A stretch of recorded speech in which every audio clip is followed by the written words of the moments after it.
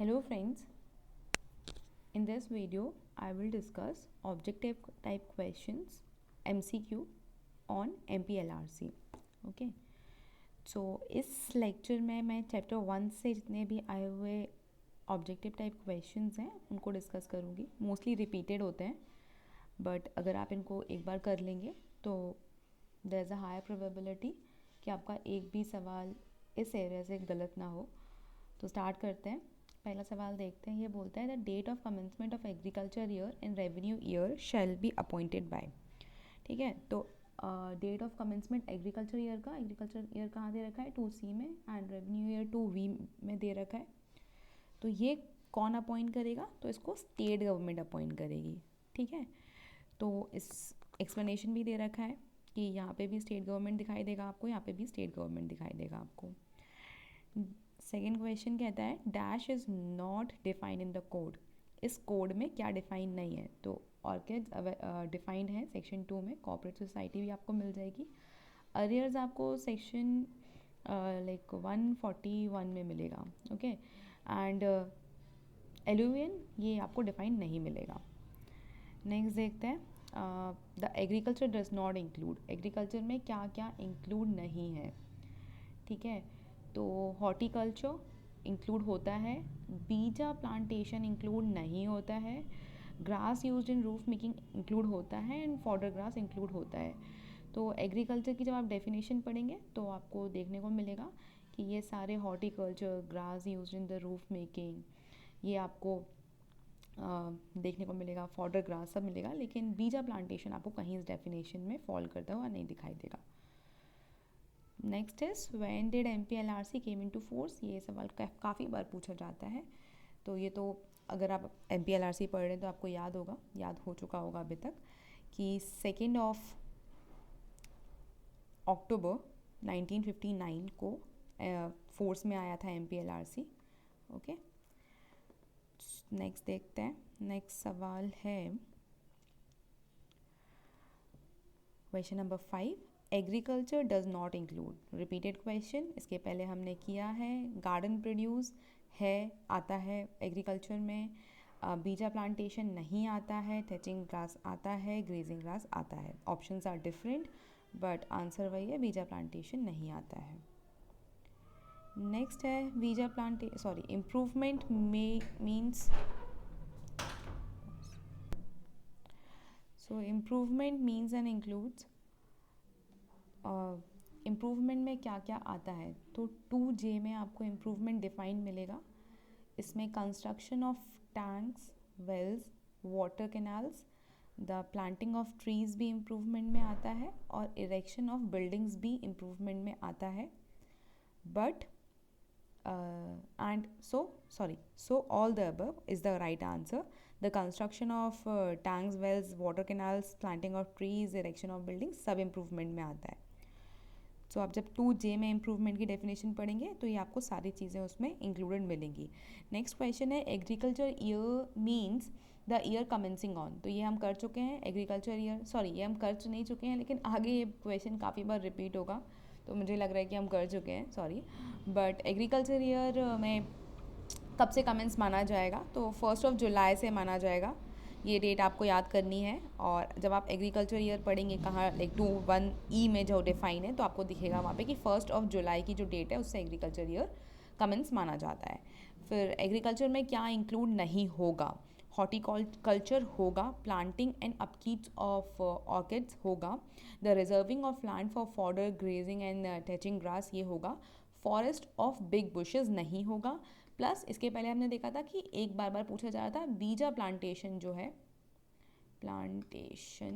जो है ये भी एग्रीकल्चर इंक्लूड नहीं होता है. ये भी आप याद रखो.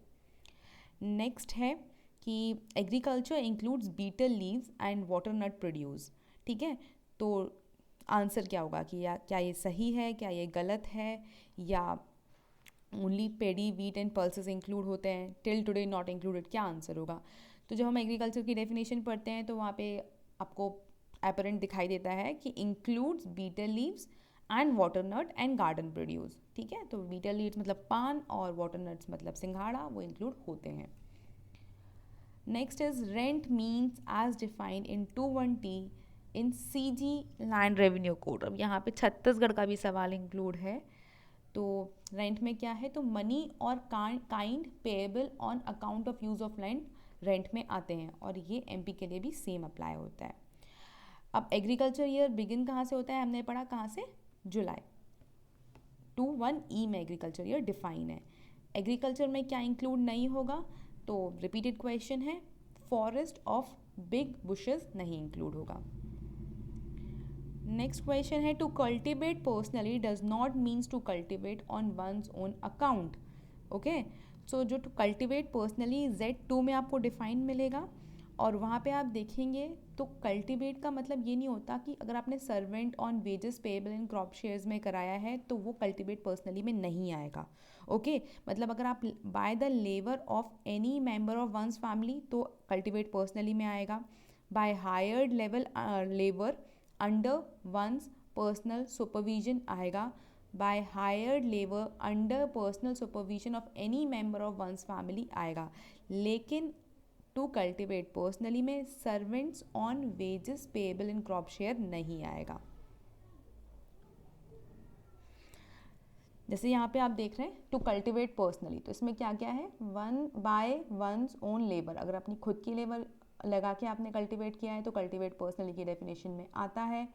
Bye the labour of one's member of own family, ठीक है, तो आता है।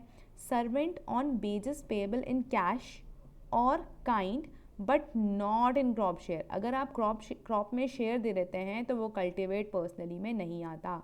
This is important.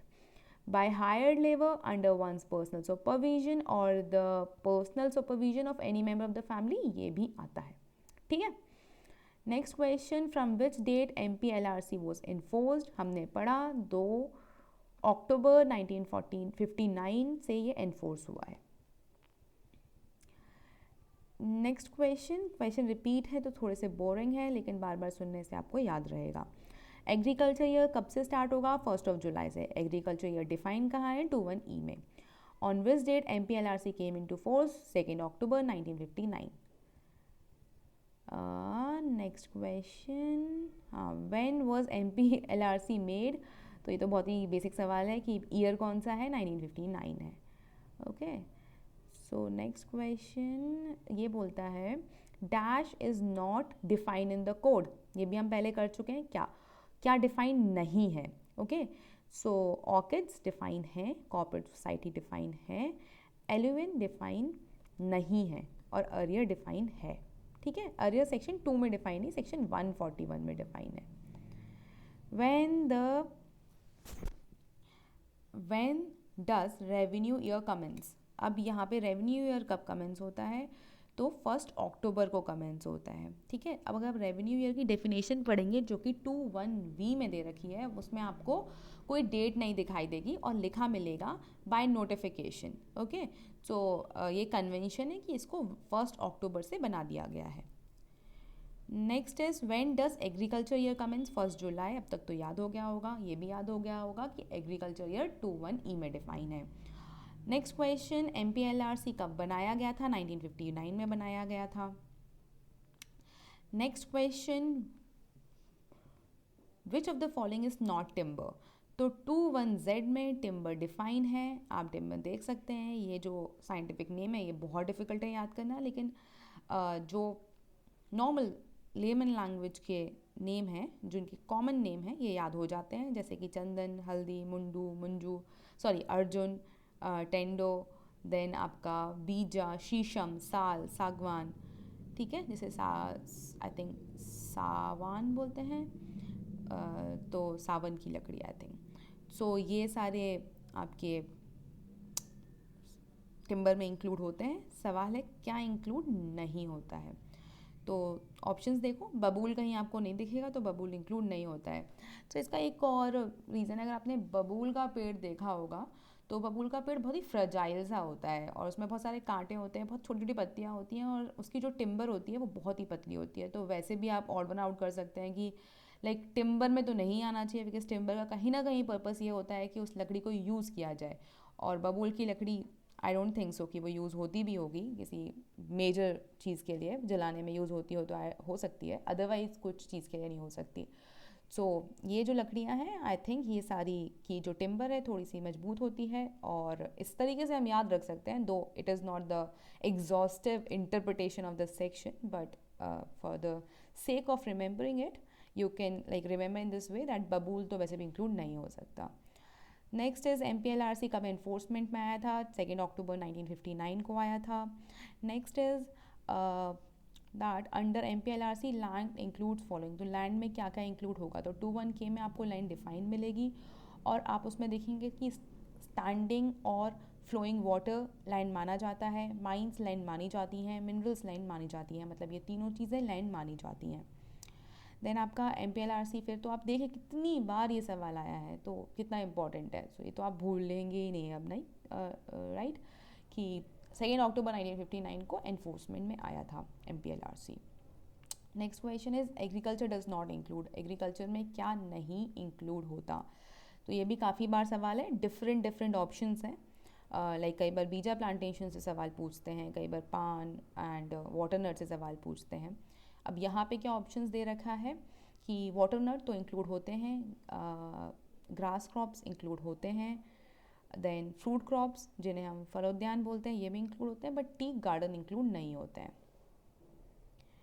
So what is right for a holding, right for the holding का मतलब होता है पीस ऑफ लैंड, उसमें मस्ट होता है क्योंकि होल्डिंग डिफाइन है, और ये बोलता है parcel of land separately assessed to land revenue and held under tenure, ये 2018 में इस डेफिनेशन को कट शॉर्ट करके ये पार्ट इसका हटा दिया गया, लेकिन पार्सल ऑफ लैंड अभी भी है, होल्डिंग का मतलब पीस ऑफ लैंड होता है, मतलब पीस ऑफ लैंड मस्ट होना चाहिए।